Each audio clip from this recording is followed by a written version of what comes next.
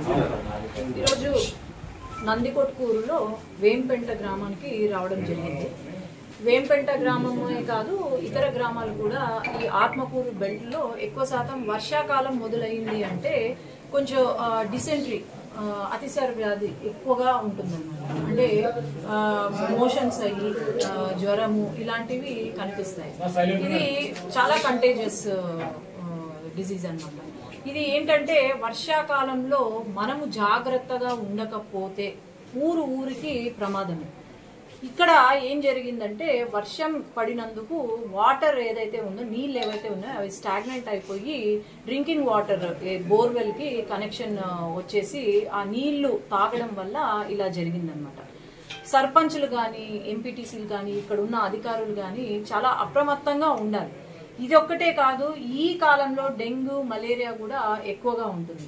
ఈ dengue malaria ఎక్కువగా కనిపిస్తుంది ఎందుకు అంటే వర్షాకాలంలో మళ్ళీ సేమ్ ఈ స్టాగ్నెంట్ వాటర్ నీళ్ళు ఏవైతే ఉంటాయో దాంట్లో దోమలు ఉండడము, గుడ్లు పెట్టడము, దాంట్లో ఈ దోమలు రావడం అనేది తెలుస్తుంది. ముందే మనం అందరం పసిగట్టి అందరూ కూడా ఈ స్టాగ్నెంట్ వాటర్ నిలువ నీళ్లు ఎక్కడైతే ఉన్నాయో ఖచ్చితంగా దాన్ని అధికారులకు చెప్పాలి. చెప్పి ఇక్కడ నిలువ నీళ్లు ఉన్నాయి మాకు తీసేయండి, లేదంటే ఏదో ఒకటి చెయ్యండి, దాంట్లో ఇన్సెక్టిసైడ్స్ ఉంటాయి దాంట్లో అది ఏదన్నా వెయ్యండి అనేది మటుకు చెప్పాలి ఎక్కడైనా సరే. ఇప్పుడు దీనికి నేను ఒకటే చెప్పేది, అందరూ జాగ్రత్తగా ఉండాలా. నీళ్లు తాగేటప్పుడు మంచి నీళ్లు తాగాలి. మినరల్ వాటర్ ఇప్పుడు ఈ వర్షాకాలం కాబట్టి మంచి నీళ్లు మినరల్ వాటర్ ప్లాంట్స్ నుంచి పట్టుకొని వచ్చి మినరల్ వాటర్ తాగడము, లేదంటే డెంగ్యూ మలేరియా నుంచి కాపాడుకోవడం కోసము మస్కిటో నెట్స్ ఏవైతే ఉన్నాయో దోంతర్లు అవి పెట్టుకోవడము, లేదంటే మస్కిటో ఇవి ఉంటాయి కదా మన కాయిల్స్, మస్కిటో కాయిల్స్ పెట్టుకోవడము, ఇలాంటివి అందరూ చేయవలసిందిగా కోరుతున్నాను. ఈ వర్షాకాలంలోనే ఈ డెంగ్యూ మలేరియా లేదంటే ఇట్లా బేదులు డిసెంట్రీ రావడం అనేది ఎక్కువగా ఉంటుంది. కాబట్టి అందరూ కూడా అప్రమత్తమయ్యి, అధికారులే కాదు మనలో ప్రజలు కూడా అప్రమత్తమయ్యి మీరు క్షేమంగా ఉండాలని కోరుతున్నాను.